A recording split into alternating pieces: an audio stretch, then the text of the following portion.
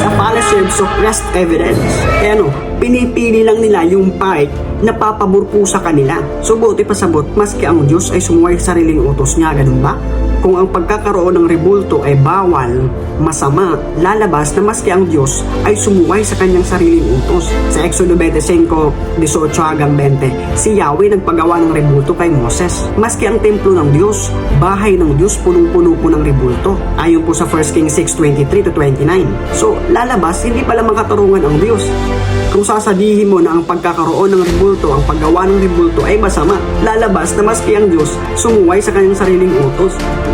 Napataka man din yung istorya. Alam nyo mga mamad sir, ganito kasi mandaya ang mga sulpot at mga siktang ito. Pipiliin lang nila yung mga argumento na papabor sa kanila. Hindi po nila isasama yung mga bagay na magbibigay ng mas malaki o mas malawak pang konteksto. Tingnan nyo, gagamitin po nila yung 24 hanggang 5 ng Exodo. Ano sinasabi dyan? Huwag kang gagawa ng imahen na anumang nasa langit, nasa lupa, o nasa tubig man. Ito lang yung part na gagamitin po nila. May karugtong pa yan eh. Ano po yung karugtong yan? Huwag mo silang sasambahin o paglilingkuran sapagkat ako ang iyong Diyos, ang mapanibubuing Diyos. So dito pa lang malinaw na hindi nila kinukuha yung buong konteksto ng talatang yan. It is a fallacy of suppressed evidence. Kaya pinipili lang nila yung part na papabor po sa kanila at hindi isasama yung ibang parte na magbibigay ng mas malawak na konteksto o kahulugan. Kasi nga, ang pilit na itinatanim ng mga sulpot at mga sektang ito sa isipan ng tao, basta rebulto bawal, basta rebulto at masama. Magkaganoon, malaking problema po yan. Malaking contradiction po yan. Diba? It does not make sense. Bakit pa magpapagawa si Yahweh ng rebulto kung bawal naman pala? Ang katotohanan po kasi mga ma'am at sir, pag sinabi pong rebulto, dalawang klase po ang sinasabi sa Biblia. Hindi ang pagkakaroon ng rebulto ang bawal, kundi ang pagsamba sa rebulto. Malaki pong pagkakaiba niyan. Dalawang klase pong rebulto ang sinasabi sa Biblia. Ang mga rebultong pinagbawal at mga rebultong ipinahintulot. Ang bawal na rebulto ay yung mga bagay, mga larawan na ginawa ng tao na kailanman hindi totoo o hindi nangyari. Yun po yung tinatawag na mga Diyos-Diyusan.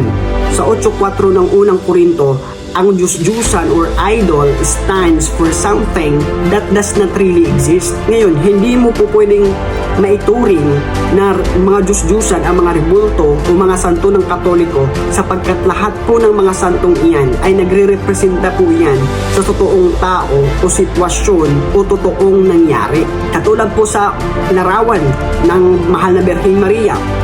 Ang larawan ni Maria ay nagre-representa sa totoong Maria na namuhay sa mundong ito. Totoong Maria na nagluwal sa batang Jesus. Ang crucifix, ang larawan na si Jesus na napako sa krus, nagre-representa po yan sa sitwasyon o pangyayari na kung saan si Jesus ay pinako sa krus. Sapagkat totoo namang ipinako si Jesus sa krus. Lahat po ng mga santo o mga larawan ng Katoliko ay nagre-representa sa totoong tao, sa totoong persona na minsan namuhay po dito sa mundong ito o mga sitwasyon o mga pangyayari na tunay na naganap. Ewan po kayo magpaloko sa mga argumento ng mga sulpot na ito. Kasi kung ipagpipilitan po nila ang mga bagay na ito, it is a fallacy and context to me. Eh bakit? Kinuha nila yung reference ng Exodus chapter 20 verses 4-5.